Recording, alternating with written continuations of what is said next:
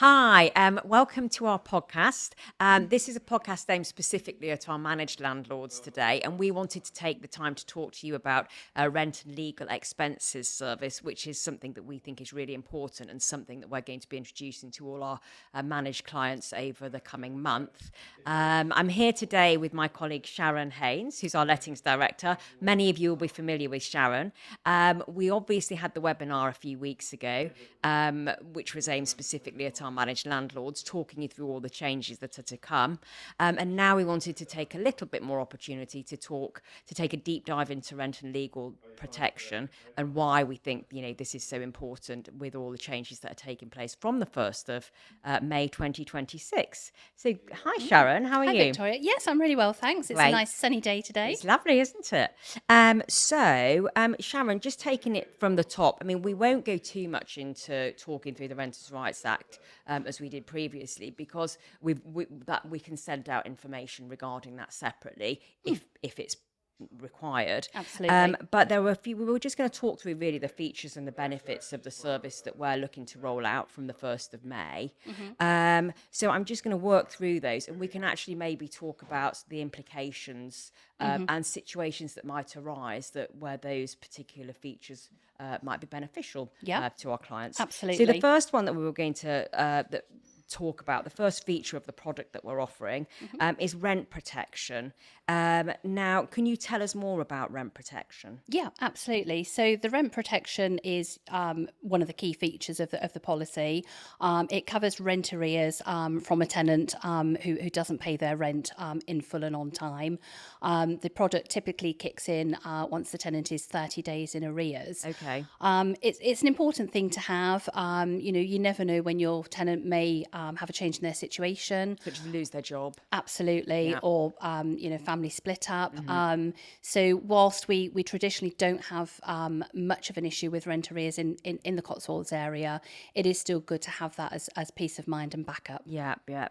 Generally, but we qualify our tenants very well. And say for us, we have good calibre tenants. Yeah, and absolutely. that does mean that we don't for us, rent arrears happen very rarely. Very rarely. But it's always a risk. Absolutely. And it's always one to be prepared for, isn't it? And as I say, you never know when a tenant's situation may change. No. When they move in, they may both be in full-time employment and have great jobs, but it may be that they lose their job and they have a couple of months until they find a new job to cover the income. So yeah, it's always best to have that as backup. Yeah.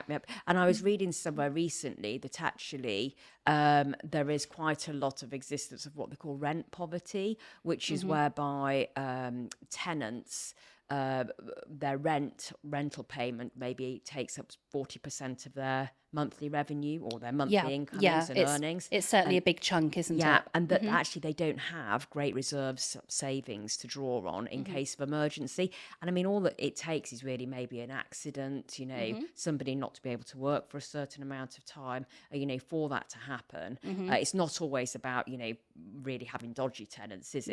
No, absolutely. It's more change of circumstance. Yeah, absolutely. And I think one of the things about the product that we're rolling out is I seem to think there's a nil excess, isn't there? So once the tenancy goes into arrears, as long as the claim is made within the first 45 days, then there's no excess for the landlord to pay on that, which is great. So, that adds a lot of security, doesn't it? I think it probably particularly adds security because a lot of our landlords will, to some degree, have lending on the property, so there'll be a mortgage in place. Absolutely, they'll have their own financial commitments to make, and maybe relying on that money coming in on a regular basis to cover those commitments. Yeah, absolutely.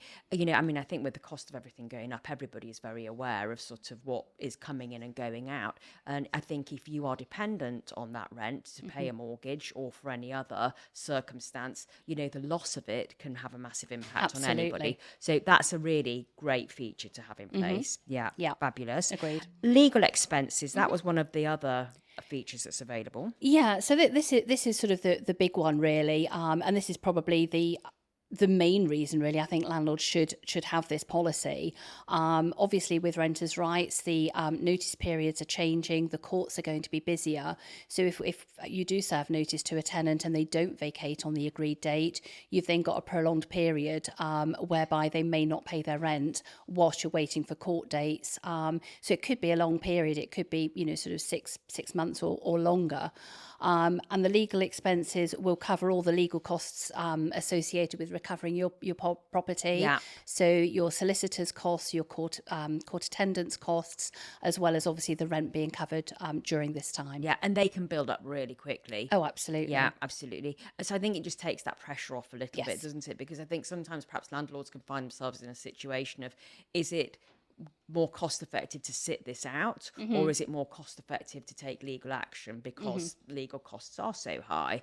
So I think, but this safely, gives them the ability to take action straight away. Indeed, and that's the key, isn't it? That they take action straight away rather than let it drag on, and obviously those arrears build up. Yeah, absolutely. Now, I seem to think that with this product, and there's a fantastic. The limit is £100,000. That's right. Worth of costs. That so I mean, that's a significant amount. It's a huge amount, Yeah, isn't it? that's fine. And I think it's also important to say that whilst we're talking through this policy, it's not exhaustive, the information that we're giving. So there will be more specific information that we'll be sending out. Absolutely. Attached to the service. Access to experts. This sort of ties in with legal expenses, which you've just discussed. Yeah, with that's us. right. So this will give access to legal professionals who know the process inside out. So they'll make sure that all the documents are produced, all the paperwork is served correctly. Because if the paperwork isn't served correctly, the case will get thrown out of court, and then you'll have to reapply and wait for another hearing date. Yeah.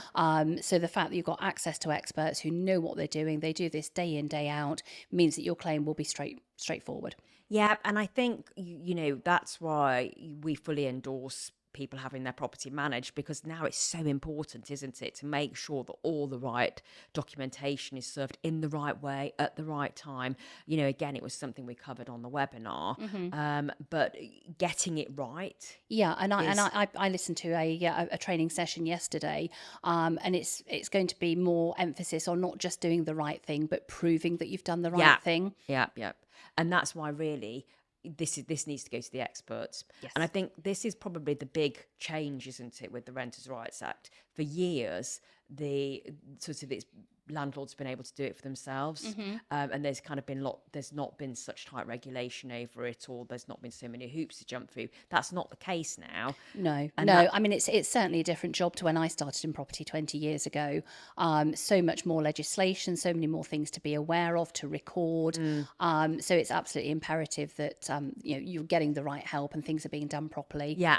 To protect yourselves. Making sure you work with the experts. Indeed. Exactly, fine. And I think that the property damage that you can get, I know there's deposit is always quite a big question mark in terms of actually getting for any damages that happen to a property during a tenancy. Yeah. I think that's a cause for concern for some landlords, but having this product in place should hopefully give landlords some reassurance that the policy covers an extra £1,000 on top of the deposit amount. So as we know, the deposit amount is the equivalent of 5 weeks' rent. If you've got a property that hasn't been looked after, which is typically the case, if you've got a possession claim ongoing, there's quite often quite a lot of work to do once you gain possession of the property in terms of cleaning and damage and just putting the property right and be able to remark it. Yeah. I mean, we don't see it so often, do we, where it goes over the limit of the 5 weeks. But I think it's nice that there are occasions, a bit like rent arrears, where it could happen. Yeah. And it's better to have the security of knowing that there's that extra £1,000 though, if you do need to address. Absolutely. Always best to have that safety blanket. Yeah, absolutely. And I think that's probably the key word here is safety blanket. This is really allowing for anything that might arise going forward, partly because it's uncharted territory that we're moving into now. And I don't think that landlords need to be scared. or worried. They No, just need to be absolutely. prepared and protected. Prepared and protected. That Prepared, sounds great, doesn't it? Yeah, that can be our strap line from now on. Prepared and Prepared and protected. protected. Great. And actually, this is, again, we've talked about this quite a lot, and we did mention this on the webinar, the Section 13 rent increases. Now, tell us a little bit about what could happen here and how this product could help. Yeah, so the rent increases is quite a big change that's coming with the Renters' Right Act from the 1st of May. Yeah. So as we do anyway, rent can only be increased once every year, but it has to be done on a designated Section 13 form. The risk really with the new world, as we're calling it, is that the tenants do have the right to go to tribunal if they don't agree with the rent increase. Now they have that right anyway, but it's going to be obviously more tenants are going to be more aware of it. But the big change is that rent increase is challenged once the tribunal advises, and if they agree with the rent increase. At the moment, the tenant has to pay the rent increase from the date it was first proposed. Okay. Under the new rules, that won't happen. The new rent will only be applicable from the date of the tribunal hearing. And again, it's uncharted territories. We don't know how long these tribunals can take. They could take 3 to 6 months.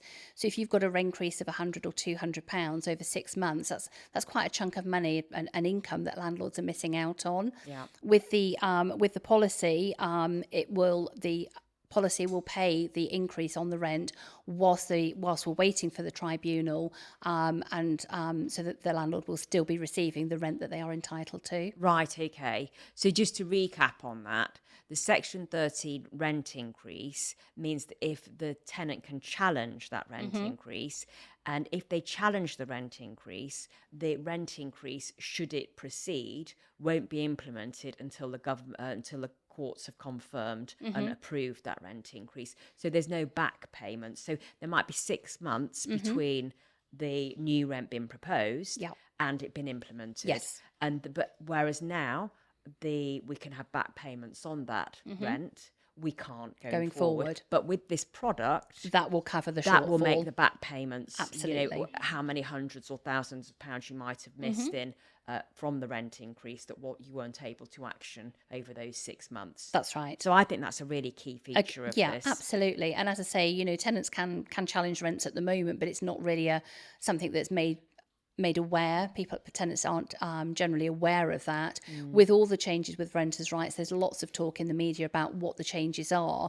So I think tenants are becoming more savvy, more aware of their rights, and potentially maybe more liable to challenge the rent increases. Yeah, absolutely. I think what this comes back to is, everybody's feeling the pinch. Yeah.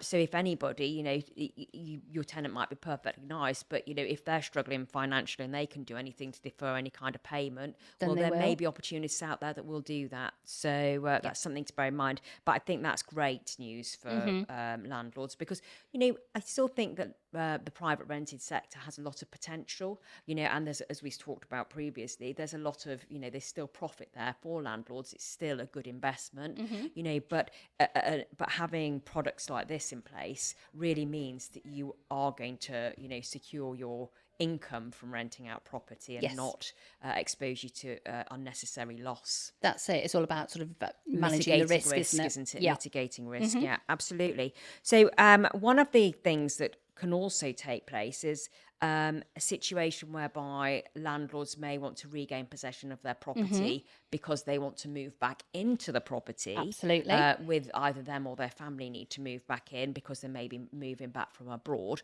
and they have a specific time frame that they need to work to move back in, but the tenant doesn't leave. Yeah, which could be a huge problem. The policy that we have here gives an allowance for alternative accommodation and also storage. It's obviously you think about, well, where's the landlord going to stay when they come back to the country or back to the area? But equally, what about all their furniture and all their belongings? So this policy covers you for up to 90 days for accommodation and storage if you're not able to move back into your property on the date agreed. Great, okay. So I seem to think that it allows £175 a day. £175 a day for accommodation and £15 a day for storage. Great, okay, that's fabulous. I think that again is very reassuring. The other thing I think that can be a concern to landlords is if you do find yourself in a situation where you're having to wrangle to get the property back, you have to go through the sort of the legal channels, to get the repossession orders, but to essentially evict the tenant, through the correct legal channels, obviously, is, finding that the property isn't in a suitable condition to remarket. Yeah, which is often the case. Yep. And we haven't been able to gain access to do the remarketing up until the end of the tenancy. So there is the higher risk of having a void period between tenancies. Yeah, absolutely. And no landlord wants a void period. So again, the policy will cover vacant possession. You'll still have your payments coming in if you're reletting with us, and that covers you for up to 6 weeks at 90% whilst we've secured that new tenant. That's good. Excellent. Okay. So again, there's some sort of financial compensation to offset that. Yeah. Okay, great. So, all of these features are really there to offer protection and reassurance going forward. The chances of it happening are relatively slim, but you just never know. You never know what's going to happen, do you? I think over the years, I've been to court probably 3 times in 20 years. But as I say, you just never know what's going to happen. And it's always best to be protected and know that you've got everything covered should the worst happen. Yeah, absolutely. So the rent and legal expenses service is something that we are going to apply a service we're going to offer to all our landlords from the 1st of May. We're going to be providing more information. There is going to be a nominal charge for the service. But, given all the factors that we've discussed, it's definitely, it's not an insurance policy, but it's kind of like giving yourself a little bit of insurance. That's it. Should the worst happen, you have got the financial backing to be able to support yourself, to be able to pay for the relevant services in those situations. And I think, again, the point we hit on earlier, uncharted territory, it's really important. We don't know what it looks like. We don't know how long the backlogs are going to be in situations where we have a rent increase, where things are taken to court, where we're trying to regain possession of a property. So it's important that we make sure that we are watertight. So as a company, in our landlord's best interests, our fully managed landlord's best interest, we are taking a belt and braces approach, aren't we? Because frankly, it's the better alternative to take for a relatively minimal charge. Indeed. Yep. Indeed. Okay, great. Well, thank you for listening. What we're going to do is we're going to be sending out further information regarding this, more specifically focused on every client that we have. Please do feel free to contact us if you have any questions or if you'd like us to do a podcast relating to any other topics. Thank you. Thank you.